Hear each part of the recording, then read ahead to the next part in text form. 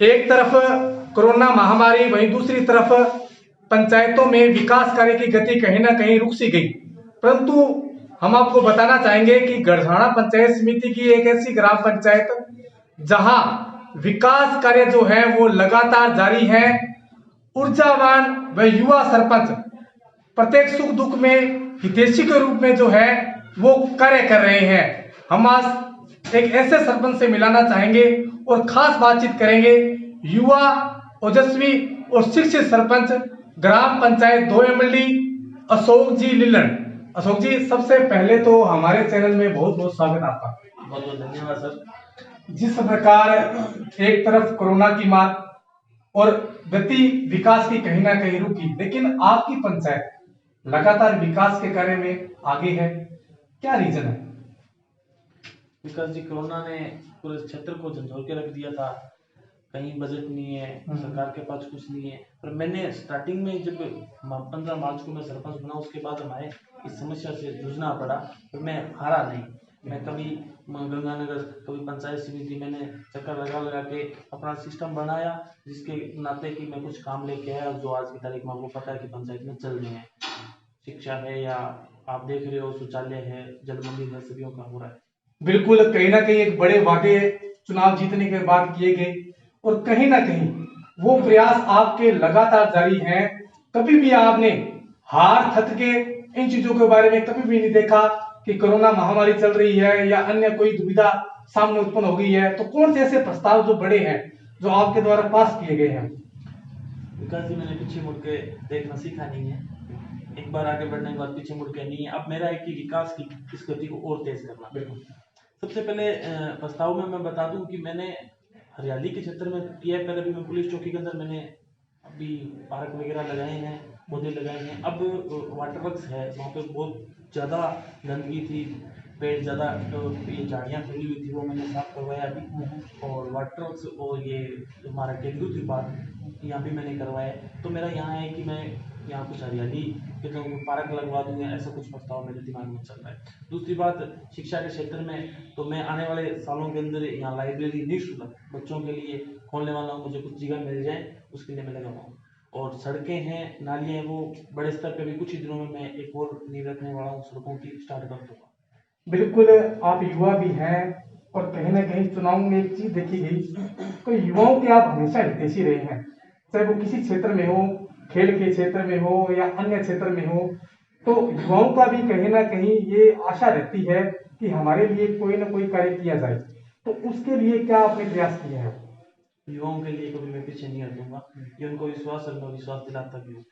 तो मैं बता दूं विकास जी, अभी यहाँ पे जो स्पोर्ट्स के लड़के हैं और उनकी कुछ ही दिन पहले मेरी मीटिंग हुई थी उनके साथ। वो कोई टूर्नामेंट करवाना चाह रहे हैं, जिससे भी उनके लिए मेरे से जैसा होगा मैं प्रयास करूंगा और तत्पर हूंगा। उसके बाद शिक्षा है। शिक्षा के लिए मैंने बता दिया कि युवाओं के लिए ही लाइब्रेरी, मैंने नेमडी कोचिंग सेंटर में बात कर रखी है कि अगर गरीब बच्चा है उसको कोई फीस अगर कम करनी हो, या उसका जो 50% जो भुगतान है वो मैं कर दूंगा अपनी तरफ से निजी। बिल्कुल, कहीं ना कहीं जो युवा है जो आज सरपंच बने हैं, कहीं ना कहीं बार बार वो आपको फॉलो भी करते हैं कि दोयमल्ली सरपंच जो अशोक जी हैं वो क्या कार्य कर रहे हैं, किस कार्य में उनको प्राथमिकता ज्यादा दे रहे हैं, या किस प्रकार वो प्रस्ताव पास करवाते हैं, वो कार्य को करवाते हैं। तो कहीं ना कहीं ये बात देखने को मिलती है। बात की जाए, जैसे आपने शिक्षा की बात की है, तो युवाओं के साथ साथ जो बालिका शिक्षा है उसको बढ़ावा देने के लिए आपके क्या प्रयास रहेंगे? क्योंकि आप खुद शिक्षित हैं और जब चुनाव में आप जीत दर्ज की तो आपकी पहली घोषणा और पहला वादा शिक्षा का रहा, तो क्या कहेंगे? बालिकाओं के लिए मैं ये कहना चाहूंगा कि मेरे क्षेत्र के अंदर जो गरीब कन्या है, जो गरीब है, उनको मैंने कोचिंग निःशुल्क, मैंने उनके घर घर पे जाके बोल दिया सभी को भी निःशुल्क। अगर गरीब कन्या है तो उसका शिक्षा के निःशुल्क।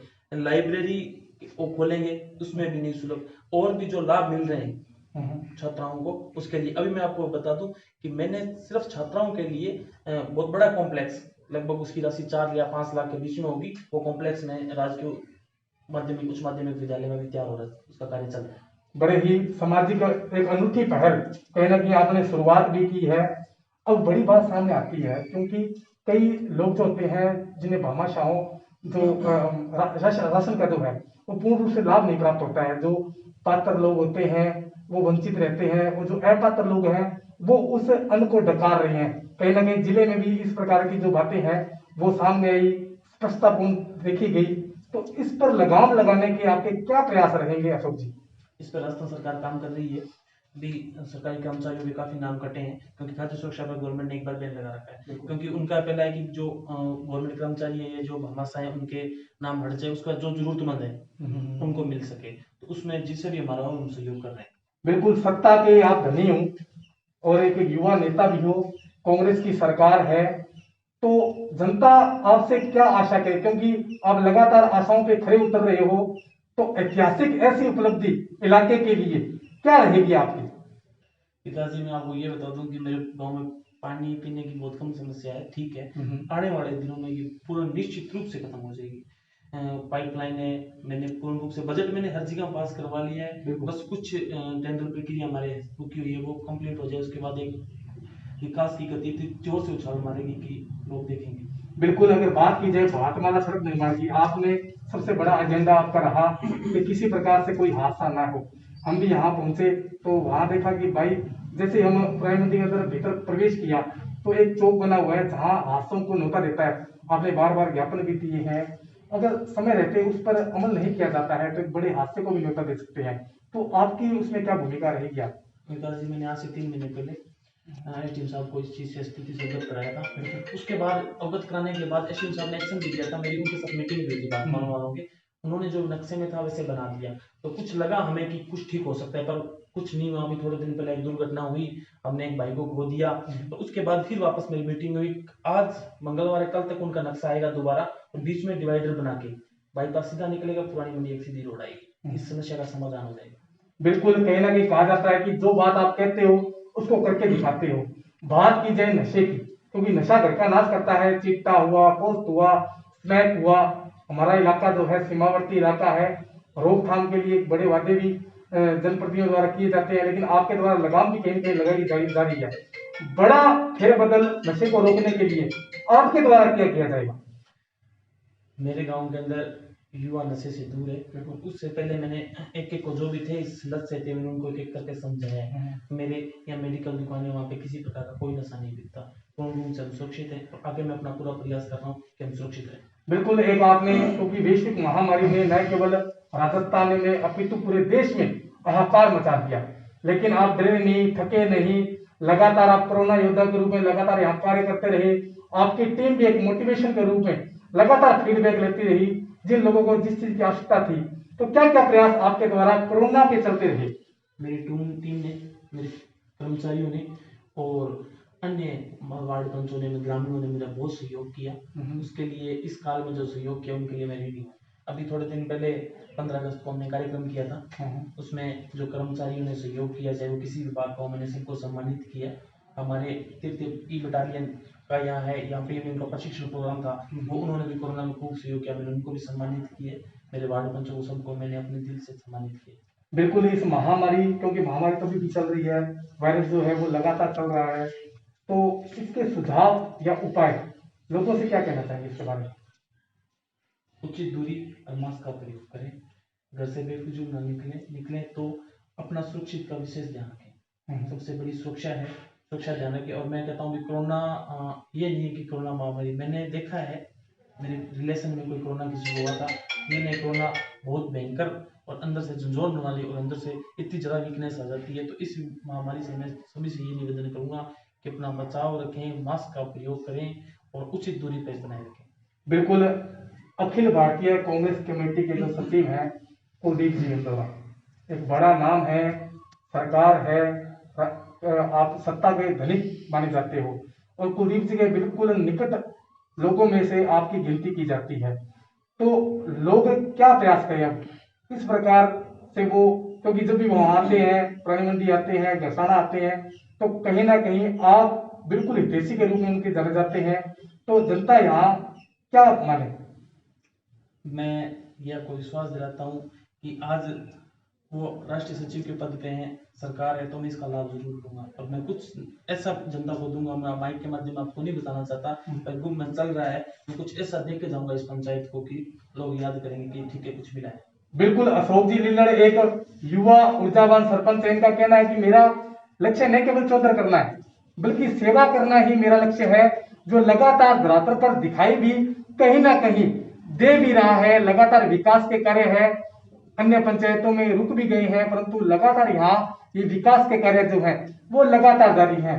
तो अशोक जी, एक बड़ा पर्व, अभी नवरात्रा चल रहे हैं, दशहरे का पर्व आने वाला है, दीपोत्सव जो हिंदी रीति रिवाज के अनुसार एक बड़ा पर्व हमारे संस्कृति में माना जाता है। तमाम इलाका वासियों को क्या अपील करना चाहेंगे, किस प्रकार से बचाव रखे, पटाखों से बचाव रखे, और क्या शुभकामनाएं देना चाहेंगे आप? विकास जी, आज हमारे पाक्षिक बैठक चली, वार्ड पंच भी आए हुए थे। दिवाली पर्व को लेकर हमने स्पेशल एक योजना बनाई है, सफाई अभियान चलाएंगे हम 25 तारीख के बाद। 25 से लेकर 10 दिन या 15 दिन का हमारा सफाई अभियान होगा हर वार्ड वाइज। वार्ड पंच हम जितने भी होगा पूरी गलियों को हम एक बार बढ़िया साफ तरीके से करेंगे, और बाकी जो भी हमारे निजी संस्थान है वहाँ पे भी साफ सफाई की जाएगी। जैसे भी होगा एक अच्छी तरीके से होगा। बाजार के अंदर भी हम साफ सफाई करेंगे।